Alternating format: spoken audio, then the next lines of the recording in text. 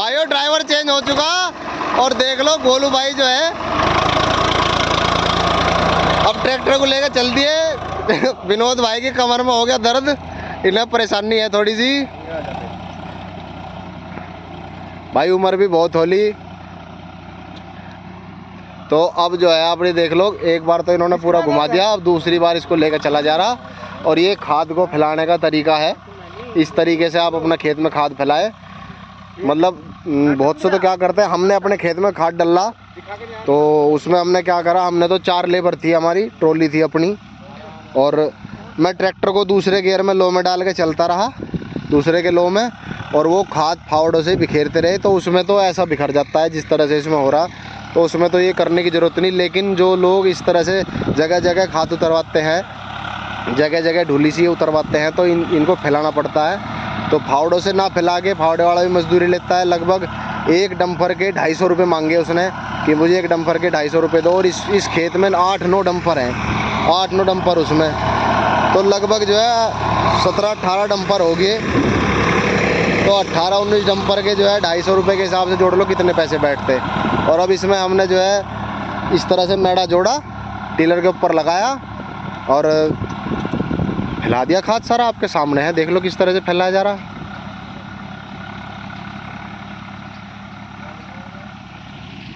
ये हमारे अपने ही खेत है, हमारे परिवार के भाई के, और बराबर में हमारे अपने खेत हैं।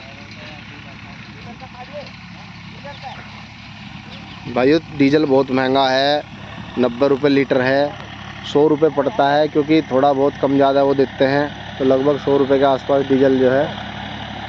और जब ट्रैक्टर चलता है तो खेत में जो है भैया डीजल तो खा के चलता है। और इन दिनों में खेत में हम जितनी मेहनत अब कर लेंगे उतना ही लाभ हमें अगली फसल में मिलेगा। तो इसलिए ये चीज़ तो नहीं देखी जाती कि कितना खर्च हो रहा, क्या हो रहा। वैसे अगर हम बात करें नफ़े नुकसान की तो देखें तो फिर खर्च तो ज़्यादा आता ही है, बचत उतनी नहीं है। लेकिन अगर देखें कि अगर फसल हमें अच्छी लेनी है, क्योंकि अगर फसल अच्छी होगी तो कुछ बच जाएगा, फसल अच्छी नहीं होगी तो कुछ भी नहीं बचता। तो इसलिए जो है इस खर्चे को नज़रअंदाज करते हुए काम करना पड़ता है।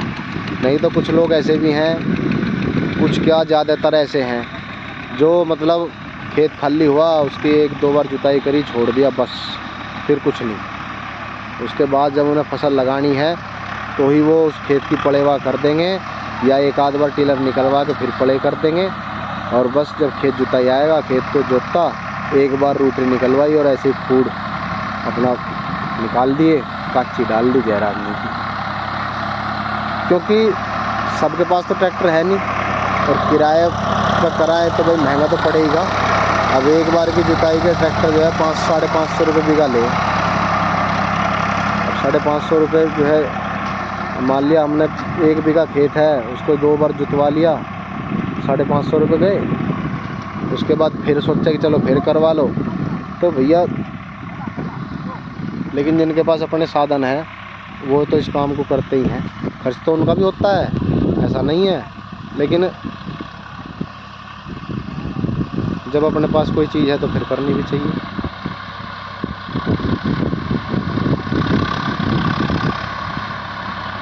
जगह जगह खाद जो है अभी बहुत सारा बचा हुआ है। जैसे सामने देखो ये वाला बहुत खाद डला हुआ है, ये सारे खेत में ऐसे ही फैलाया जाएगा। इसी तरीके से काम होता है। बहुत बढ़िया, गोलू भैया भी जो है बहुत बढ़िया ड्राइवर है, काफ़ी टाइम से जो है इसी चीज़ को कर रहे हैं। और उनका हाथ देख लो, एक अच्छे ड्राइवर की पहचान क्या है, लीवर पे हाथ हर टाइम रहता है। एक हाथ उनका स्टीयरिंग पे, दूसरा हाथ उनका जो है जो हाइड्रोलिक लीवर है उनके ऊपर। मतलब जहाँ ज़रूरत जैसी हुई तुरंत एकदम उस चीज़ को जो है ऊपर नीचे कर दिया। तो ये पहचान है एक अच्छे चालक की,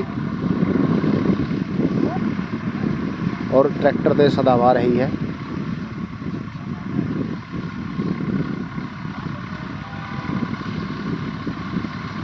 स्वराज 855, ये 2010 मॉडल है। भाई जब ये ट्रैक्टर आया था, मैं आपको बताऊं इस ट्रैक्टर को लेके क्यों आए थे हम, इसलिए लेके आए थे। इतना बड़ा ट्रैक्टर उस टाइम पे गन्ना बोने की जो मशीन है वो चलन में थी। मेरठ जो है सरदार जी हैं, खालसा के नाम से उनका अपनी दुकान है, फैक्ट्री है एक तरीके से कहे, जहाँ वो बनाते हैं, अपना कारखाना है। खालसा के नाम से जो है उनके ये टीलर, हैरो, मशीन, सारी चीज़ टोटल, मतलब जितनी भी चीज़ें होती हैं खेती से जुड़े इम्प्लीमेंट सारे बनाते हैं वो। तो खालसा के नाम से वो मशीन जो है उस टाइम पे चलन में थी गन्ना बोने की। 1,20,000 उसकी कीमत थी। तो हमें गन्ना बोने की मशीन लानी थी। वो गन्ना बोने की मशीन लाने के लिए ट्रैक्टर बड़ा चाहिए था। हमारे पास ट्रैक्टर जो था 475 था और इनके पास था 735 सोनालिका। तो उस ट्रैक्टर को फिर बेच के 735 को, क्योंकि इन्हें ट्रैक्टर दूसरा लेना था, तो इन्हें सलाह दी और हमारी आपस में बात हुई कि चलो भाई हम मशीन ले आवेंगे और दोनों मिलके आपस में दोनों घर मिलके काम कर लेंगे, गन्ना बोलिया करेंगे।